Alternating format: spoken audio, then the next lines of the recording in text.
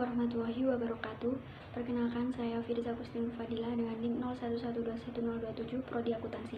Pada kesempatan kali ini saya akan mempresentasikan materi tentang biaya modal dan struktur modal dari matkul Seminar Keuangan dengan dosen Dr. Agus Koco STMM. Pengertian biaya modal.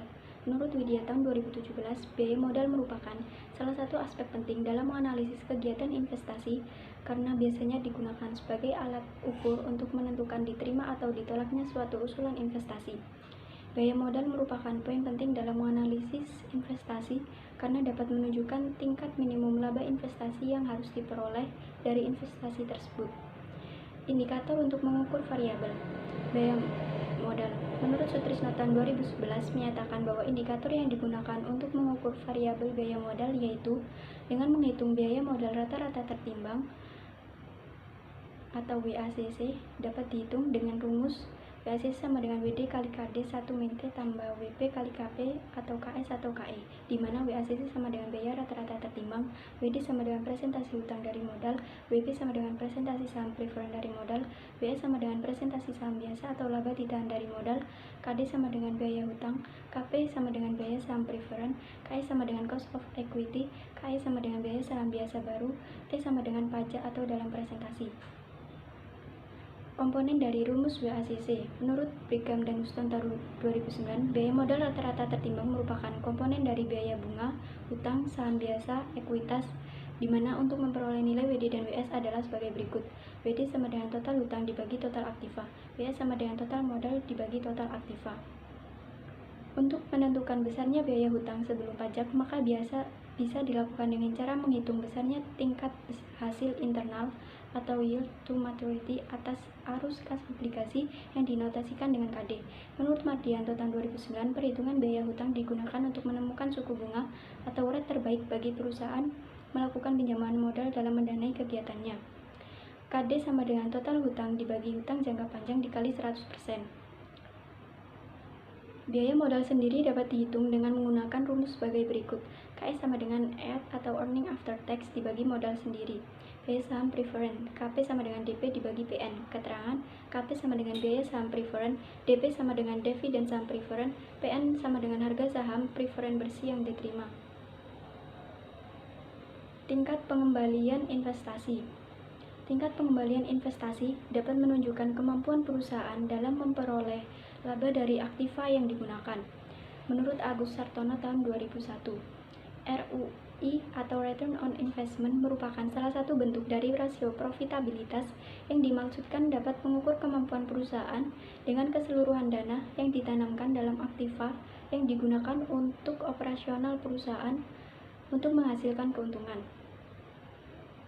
Menurut Munawir tahun 2010 menyatakan ROI sering disebut Return on Total Asset dipergunakan untuk mengukur kemampuan perusahaan dalam menghasilkan keuntungan dengan menggunakan keseluruhan aktiva yang dimilikinya. Dapat diukur dengan rumus menurut Abdul Faisal tahun 2002, ROI sama dengan total penjualan dikurangi investasi dibagi investasi dikali 100%. Teknik analisis data. Analisis regresi linear sederhana. Menurut Sugiono tahun 2017 Spek 261 menyatakan bahwa regresi linear sederhana didasarkan pada hubungan fungsional ataupun kausal satu variabel independen dengan satu variabel dependen. Kegunaan analisis regresi linear sederhana menurut Somantri tahun 2011 Spek 243, regresi linear sederhana digunakan untuk mempelajari hubungan linear antara dua variabel.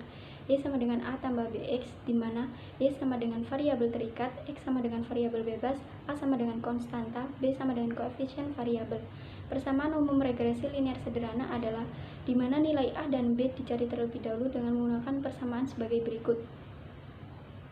A sama dengan sigma X kuadrat dikali sigma Y dikurangi sigma X dikali sigma XY dibagi N sigma X kuadrat dikurangi sigma X pangkat 2. B sama dengan N sigma XY dikurangi sigma X dikali sigma XY dibagi N X sigma dikurangi sigma X pangkat 2.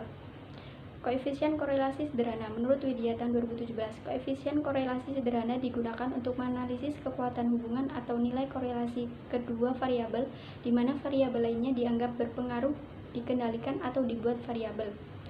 Koefisien determinasi sederhana. Menurut Sudiono tahun 2015 pek 263, dalam analisis korelasi terdapat suatu angka yang disebut dengan koefisien determinasi yang sering disebut koefisien penentu karena besarnya adalah kuadrat dari koefisien korelasi.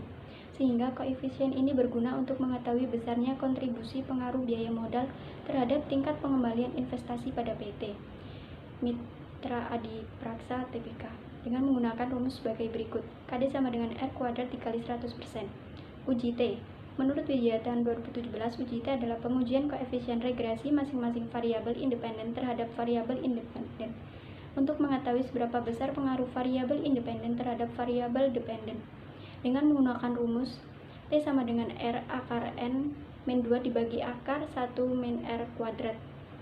Berikut contoh kasus dan perhitungannya. Gambar 1 regresi linear sederhana. Koefisien model konstan unstandardized coefficient B sama dengan 345,586, standard error 241605, standardized coefficient beta sama dengan 0, T sama dengan 1430, signifikan sama dengan min 248. Model biaya modal unstandardized coefficient B sama dengan min 9839, standar error 888, standardized coefficient beta min 539, T sama dengan min 1107, signifikan sama dengan min 349. Berdasarkan output SPSS pada tabel 2.1, maka diperoleh persamaan regresi linear sederhana sebagai berikut. T sama dengan 345,586 ditambah min 9839 X konstanta sama dengan A sama dengan 345,586. Artinya, jika biaya modal sama dengan 0, maka tingkat pengembalian investasi sama dengan 345,586. Koefisien variabel sama dengan min 9839. Artinya, jika biaya modal naik 1%, maka tingkat pengembalian investasi akan naik sebesar min 9,839. Gambar 2. Koefisien korelasi sederhana. Correlation biaya modal persen correlation biaya modal 1, tingkat pengembalian investasi min 539. Signifikan 2 min Thailand biaya modal 0, tingkat pengembalian investasi min 349. N biaya modal 5, tingkat pengembalian investasi 5. Tingkat pengembalian investasi persen correlation biaya modal minus 539, tingkat pengembalian 1. Signifikan 2 min Thailand biaya modal min 349, tingkat pengembalian investasi 0. N biaya modal 5, tingkat pengembalian investasi 5.